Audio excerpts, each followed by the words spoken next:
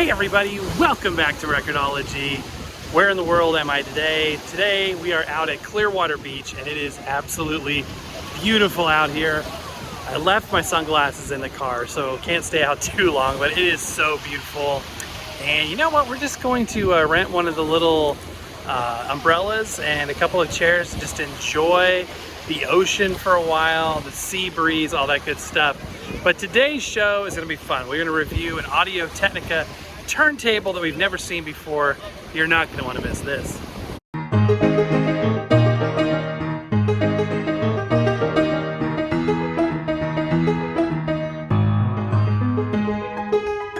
Welcome to Record-ology.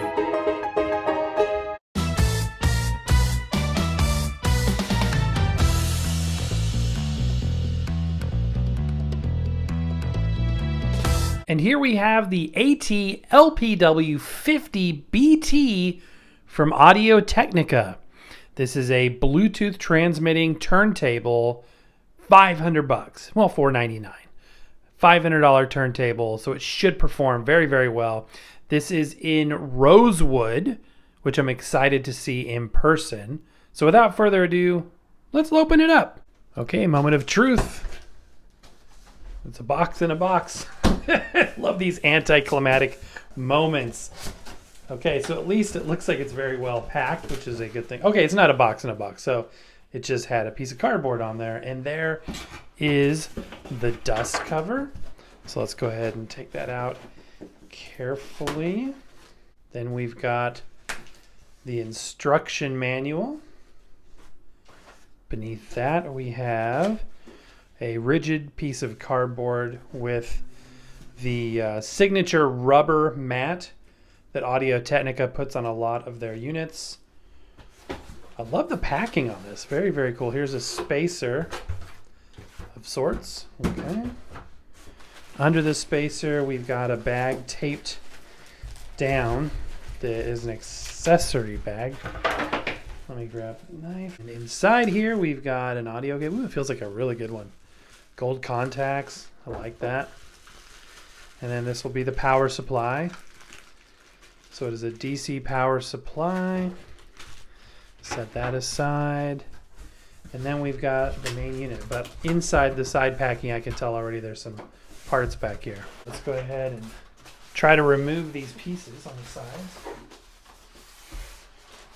Oh, okay, so the platter's underneath and it is taped down. Everything seems very secure. Okay. Yeah, so there's the accessories on this piece as well. It's got a good weight to it for sure. Definitely does not feel like a cheap item in any sense. Okay, let me go ahead and take it out of this packaging and we'll take a closer look. Remove the outer plastic wrap very carefully here. And then we've got the anti-static inner wrap here. I like how they've carefully wrapped it around the tone arm and the spindle and all of that good stuff. Wow, look at that, you guys. Time to do it right. Okay. And that should be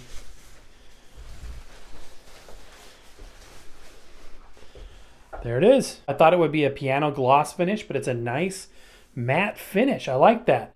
Okay, so this is the start and stop switch as well as a speed selector. This feels, I can't tell if that's metal or plastic. I think it's a metal switch. Simple 3-position switch there. Going over here, we've got the motor pulley. Obviously the motor fully recessed there with a brass pulley up there. And here is the spindle. And there's a good amount of drag on that bearing. It looks like the platter probably rests right there on that brass piece back there. And here's the tone arm itself. Obviously, this is carbon fiber. This is a plastic fitting right here to attach the head shell, which we can go ahead and do that right now. No reason not to. This uses a standard 1/2-inch mount on there with the Audio Technica branded head shell. We'll look at the cartridge in a minute. And let's see. This is plastic. The gimbal itself is metal. There's absolutely no give to it. Very, very minimal.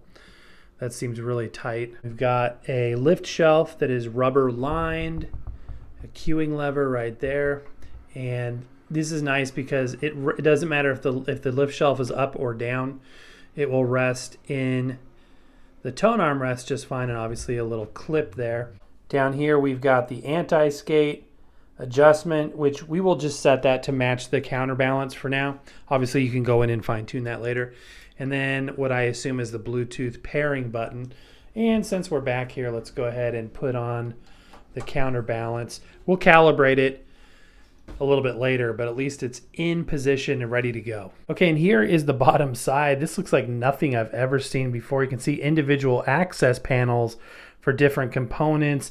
All of the guts to the amplifier and everything are going to be in there. The preamplifier, I should say.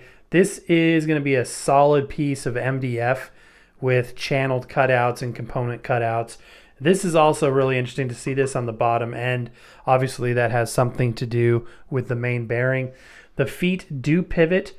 They are a decorative plastic foot, and in the middle is a foam pad, so that is good as well. I'm not sure if those are adjustable. It does not seem like they are. But again, it just looks high quality. It feels high quality. It looks like they've taken the time to do things right. Let's look closer at the back panel down here. Okay, looking at the back panel going left to right, we have the ground, the RCA outputs, the preamp switch, the 12-volt power supply, as well as a 2-position mechanical switch for the on-off. And all of that is housed in this metal housing. So very cool design. I like it. It seems very basic but solid.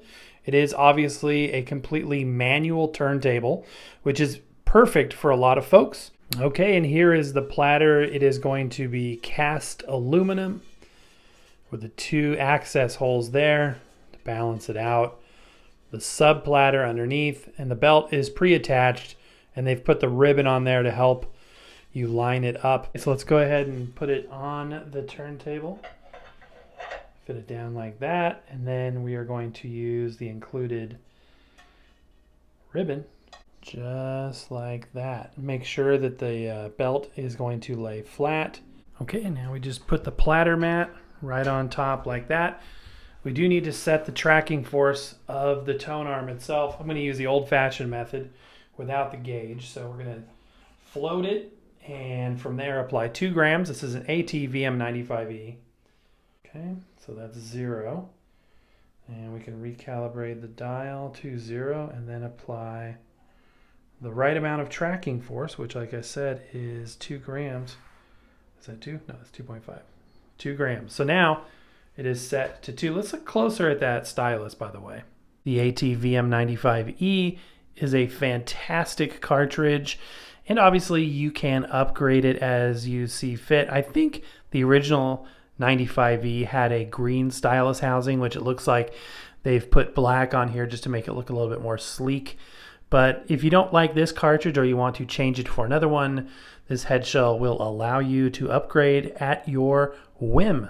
But this cartridge sounds fantastic, so really have no reason to do that unless you're trying to achieve a certain sonic signature that this particular cartridge will not give you. I personally would probably leave this on. It's a great cartridge and will definitely get you started at a minimum. Now we are going to test the speed consistency with this strobe disc. So this is a strobe warning. Looking right here, this thing looks to be just about perfect, which is awesome. I'm going to 45 now, so looking right here, yes, both speeds consistent and just absolutely dead on accurate. That's fantastic. Now, I've said it before and I'll say it again, I'm always rooting for every turntable we review. I want them all to succeed, and this one is no different.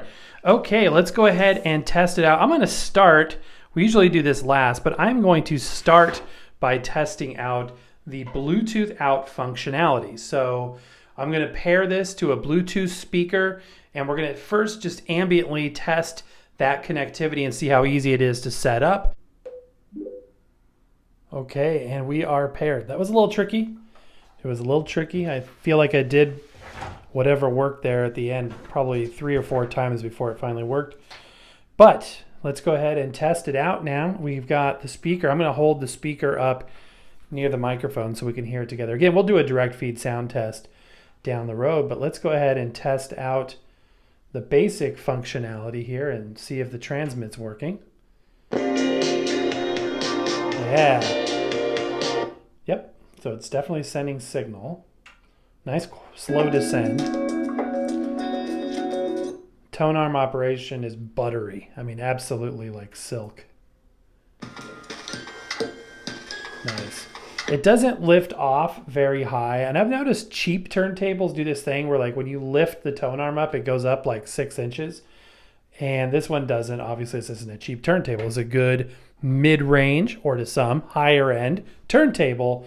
And so you would expect it to be, you know, working in a way that looks decent and sounds even better than that.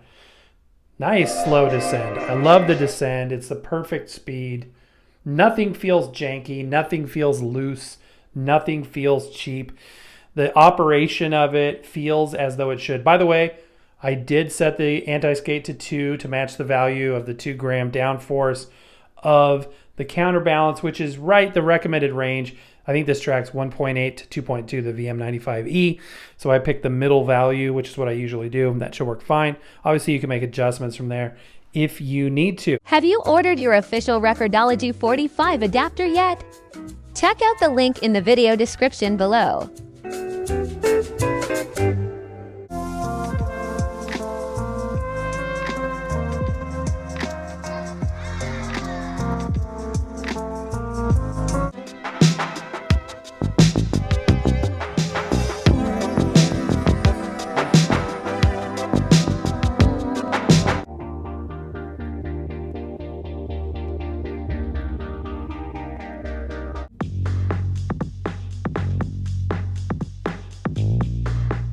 Okay, and final assessment is it's thumbs up all the way. It's a killer turntable, sounds great, and it works perfectly.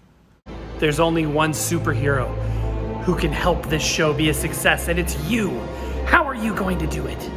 I'm not joking. Things are getting really sketch around here. Be a superhero. Thumbs up this video. Would you please? That would be awesome.